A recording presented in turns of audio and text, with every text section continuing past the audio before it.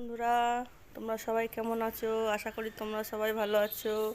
তো তোমরা সবাই জানো আজকে বাড়িতে কার্তিক পুজো। তো দেখো তোমাদের দাদা ভাই সব ফুল দিয়ে সুন্দর করে সাজাচ্ছে। এই যে সব সাজিয়েছে দেখো, এখনো কমপ্লিট হয়নি। কমপ্লিট হওয়ার পর কেমন লাগবে তোমাদের অবশ্যই শেয়ার করব। যদি তোমাদের ভিডিওটা ভালো লাগে অবশ্যই কমেন্টস করো, লাইক করো অ্যান্ড সাবস্ক্রাইব মাই চ্যানেল।